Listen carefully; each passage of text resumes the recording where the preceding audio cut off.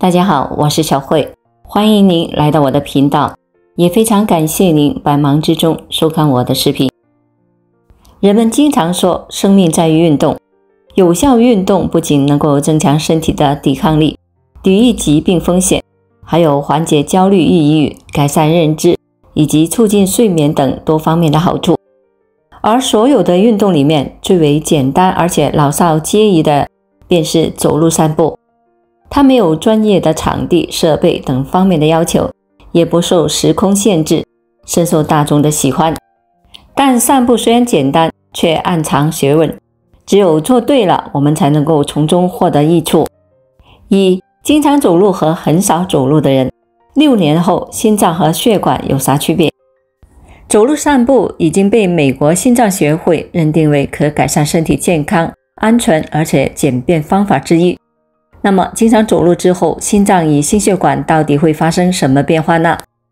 一项发表在美国心脏协会旗下期刊《循环》的研究，对来自43个国家共20152名成人参与者，平均年龄63.2岁，女性占 52%， 进行了6年的追踪随访。研究人员根据参与者每天走路的步数中间值，将志愿者分为4组，1985步、4178步、6327步和10090步。首先与走路最少的第一组相比，第二、第三、第四组参与者心血管疾病的风险分别降低了 19%、33% 与 43%。 其次，在年龄少于60岁的参与者中，走路对心血管疾病的影响尚不明显，但在超过60岁的人中，与第一组相比，第二组、第三、第四组的参与者心血管疾病的风险均降低，分别降低 20%、38% 和 9%。 另外，研究人员还发现，超过60岁的人每日走路步数在6000步左右，多走路与心血管疾病风险直线下降存在关联，但大于9000步后，风险并无明显降低。为什么老年人走路的步数少，反而对心血管疾病的风险降低更显著呢？可能是老年人有氧能力下降、行动受限以及生物学效应降低有关，这些都在限制老年人每日步数。于是，在相同的生理刺激下，老年人不需要过多的步数就能够获得相似的相对的健康改善幅度。2、经常散步，身体会回馈5个变化。走路散步并没有场地的硬性要求，只要有时间，任何人都可以轻松地完成这项运动。而经常走路散步，身体或能够收获以下5个好处。1、改善心血管健康，能够促进下肢静脉血回流，增强心肺功能，改善血循，促进心血管的健康，同时锻炼身体平衡和协调能力，最终降低死亡风险。2、降低癌症风险。美国医学会杂志的论文中指出，每天行走1万步与癌症、心血管疾病和全因死亡降低有关。另外，哈佛大学公共卫生学院一项涉及7万人的长期追踪研究发现，每天走路1小时，大肠癌的风险下降50%，可以降低 20% 的乳腺癌罹患率。3、降低抑郁风险。著名精神病学领域期刊美国医学会杂志精神病学中的一项研究表明，运动与抑郁症之间存在着量效的关系，即运动能够治疗甚至预防抑郁症，而且运动量不需要很多。具体来说，与完全不运动的人相比，每周累计 2.5 小时快走的人，罹患抑郁的风险会降低 25%， 而只有一半活动量的人，抑郁的风险仍然会降低 18%。4、降低老年痴呆的风险。有研究发现，在40到79岁人群中，每日走路9826步后，1年内罹患痴呆的风险会降低 50%。 其中每天110步每分钟的速度行走半小时的效果最好，痴呆的风险会降低更多，约为 62%。 5、降低糖尿病风险。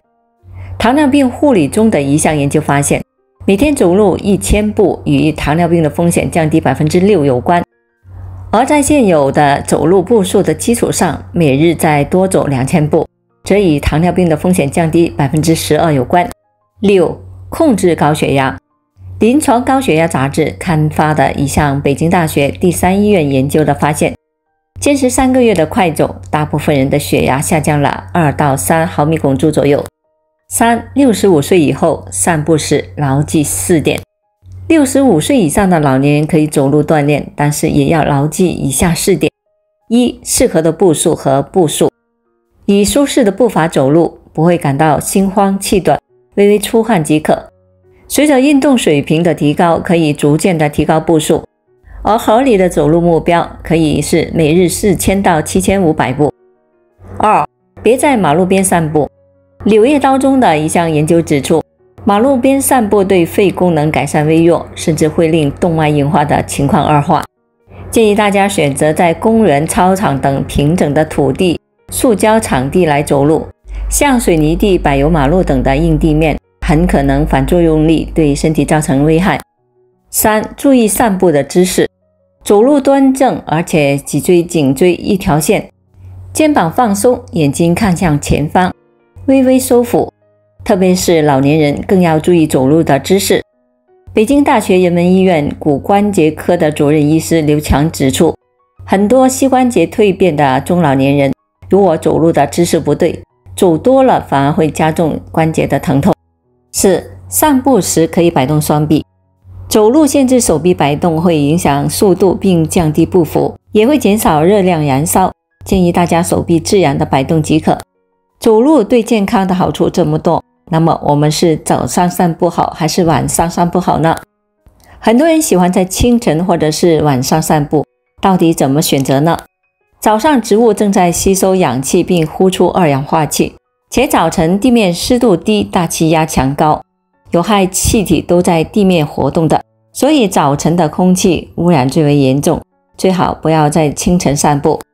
而且老年人经过一晚上的睡眠，胃部已经排空，这时运动最容易低血糖而头晕。晚上临近入睡时间，身体器官也逐渐的进入修复期，若此时散步，就会令心跳加快，温度升高，反而会让我们兴奋，难以入睡。最适合散步的时间是下午4点到傍晚7点这个时间段，这个阶段人体的功能处于最佳，肌肉也被激活，运动起来更加有力气，而且耐力足，更加的安全。而且这个时间段体内的睾酮和皮质醇的比例是最高的，运动有利于肌肉的合成，再加上这个时间段植物已经完成了一整天的光合作用，空气也是最好的。走路散步是非常简单的一项运动，但是走路要注意姿势正确，特别是不同年龄段在步数的选择上都要量力而行。50-60岁的人想入门运动，不妨从走路开始，无需任何的器具，更不需要多少金钱，只要愿意坚持，随时随地随人可以享受运动带来的健康、赏心而又快乐。好了，朋友们，今天所分享的视频内容就到这里了。如果您觉得我分享的视频内容对您有所帮助的话，就请您给我点个赞吧。非常感谢您的支持和鼓励，我们下期见。